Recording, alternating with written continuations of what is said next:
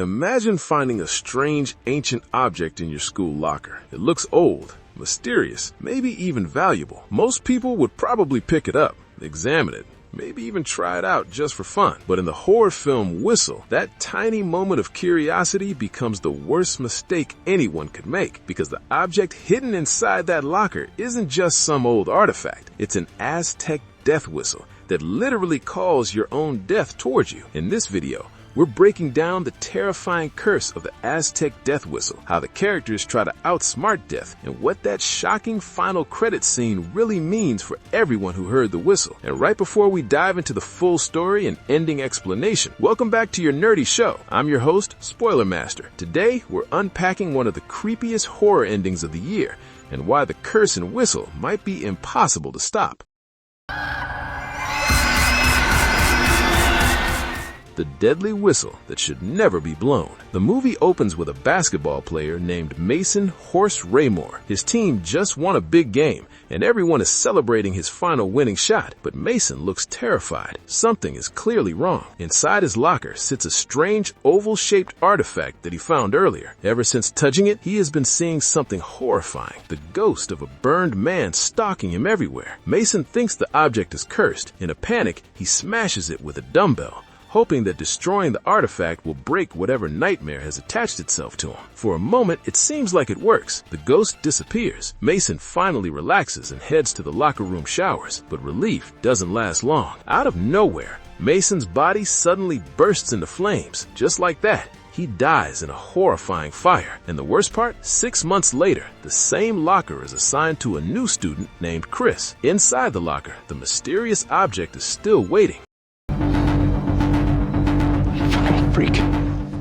The whistle finds its next victims. The moment Chris opens the locker, the artifact seems to call to her. She feels a strange urge to blow the whistle hidden inside it, almost like the object wants to be used. Luckily, the school bell interrupts her before she can do it, but the danger has already begun. Later that day, Chris ends up in detention after getting into a fight with a student named Dean. Dean mocks her for her past addiction issues, and the situation escalates fast. Soon, a small group ends up stuck in detention together. Chris, Ellie, Rel, Dean, and Grace. And Chris still has the whistle with her. Their teacher, Mr. Craven, notices the object and becomes curious about it. He studies the strange inscriptions carved into the whistle and translates them roughly as "summon death." Instead of being terrified like a normal person, Mr. Craven immediately sees dollar signs. He decides this artifact could sell for a fortune online and plans to list it on an antique website. But before selling it, he needs to confirm it actually works. So he does the one thing no one should ever do. He blows the whistle. The sound is horrible. It doesn't sound like a normal whistle at all. It's a shriek that feels unnatural,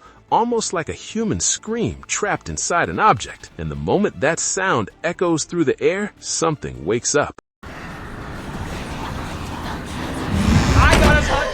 Death is already watching. Shortly after blowing the whistle, Mr. Craven begins to feel an eerie presence following him. The atmosphere around him changes, like something invisible is getting closer. Meanwhile, Rel sneaks back into the classroom and steals the whistle after realizing Mr. Craven planned to sell it. He thinks he's just stealing a valuable artifact, but by stealing it, he unknowingly drags the curse onto himself and everyone around him. Mr. Craven soon encounters the horrifying entity stalking him. A decaying, blood-covered figure appears before him and brutally kills him by ripping out his lungs. But the most disturbing part isn't the violence. The creature killing him looks like an older, dying version of himself. Rel later brings the whistle to Grace's house, where the group gathers. Out of curiosity, Dean dares Grace to blow the whistle. She laughs and accepts the challenge. The moment she blows it, that terrible scream fills the air again. At first, nothing happens, and everyone relaxes, thinking the object is harmless. But they couldn't be more wrong, because the curse has already begun.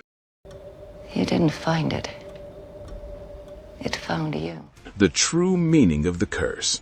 As strange and terrifying things begin happening around them, Chris and Ellie decide to investigate the whistle's origin. Their search leads them to Mason's grandmother. Her house is filled with antique objects connected to death. When Chris shows her the whistle, the old woman immediately recognizes it, and what she reveals completely changes everything. The whistle is called In Choka, which means the cry. It's an ancient artifact stolen from a tribe during colonial plundering. According to the legend, the whistle doesn't summon death itself. It summons your own death. That means anyone who hears the whistle sound is marked. Death begins tracking them down immediately, but instead of killing them randomly, it forces them to die the exact way they were always destined to die, just much sooner. The ghostly figures stalking the victims are actually future versions of themselves. They appear aged,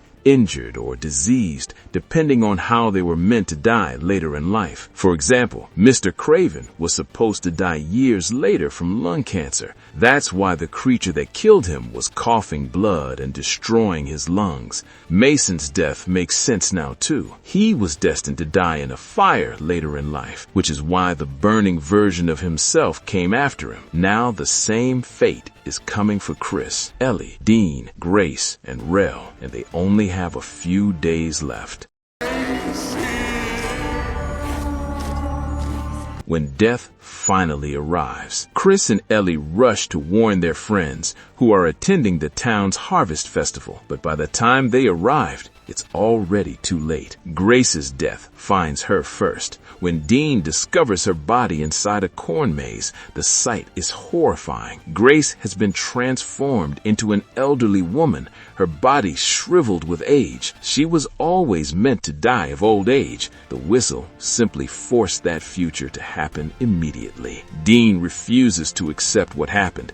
He believes the theory about the whistle is insane and walks away in anger. Unfortunately, denial doesn't stop death. Later, Dean dies exactly the way he was destined to. His body is twisted and crushed in a brutal car accident, suffering the same catastrophic injuries he would have experienced years later. The curse is unstoppable. One by one, death is claiming them all.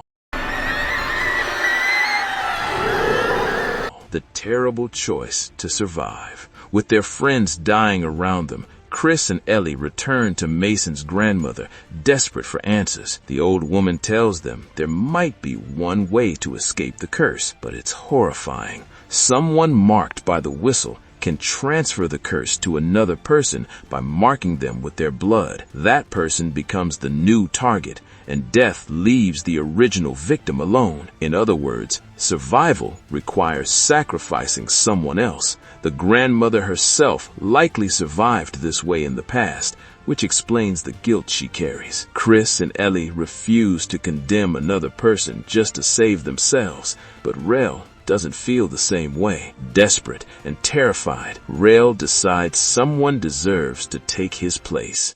I'll be the hammer in your hand, Lord, so help me God, just fucking save me now! Rel's desperate plan. Rel chooses a man named Noah Haggerty as his sacrifice. Noah pretends to be a youth pastor, but in reality, he secretly deals drugs to vulnerable teenagers. Rel believes Noah deserves to die. He kidnaps Noah at gunpoint and drags him to a steel mill where he plans to mark him with his blood and transfer the curse. Chris and Ellie rush to stop him, but before Rel can finish the ritual, death finally reaches him. His arm is violently torn off, and his body is ripped apart in a gruesome explosion of flesh and blood, just like the accident that was always meant to kill him. Rel never even gets the chance to sacrifice Noah. Now only Chris and Ellie remain. The day you are born, so is your death. The plan to cheat death. Realizing time is running out, Chris suddenly remembers something Rel said earlier. Everyone only dies once. That idea gives her a terrifying solution. If she technically dies for a few seconds, then maybe death will believe its job is finished. If they can restart her heart afterward, she might escape the curse permanently. Ellie, who has medical training, agrees to try. Using hospital equipment, Ellie slows Chris's heart until it stops completely. For a brief moment, Chris is clinically dead. Then Ellie attempts to revive her, but the defibrillator battery dies. Chris doesn't wake up. It seems like death has finally claimed her.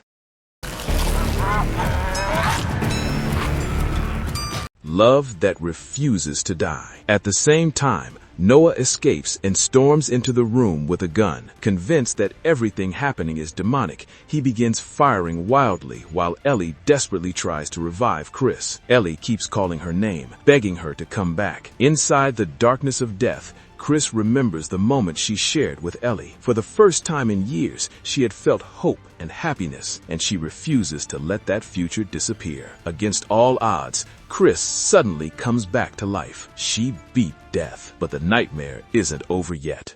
Jesus, I hope you're the hammer in your hand, Lord, so help me God, just fucking save me now. The curse finds a new target. As Chris wakes up, Ellie collapses with a seizure after being shot. Just when things seem hopeless, Noah unknowingly seals his own fate. While handling Ellie, he gets her blood on his fingers. Without realizing it, he marks himself with the curse. Immediately, the seizure stops. Ellie survives. But now, death is coming for Noah. His future corpse appears before him, riddled with bullet wounds. Terrified, Noah fires at the apparition, and every bullet he fires into the ghost also tears through his own body. Within seconds, he dies from the same gunshots he inflicted on himself. Death has finally claimed its last victim for now.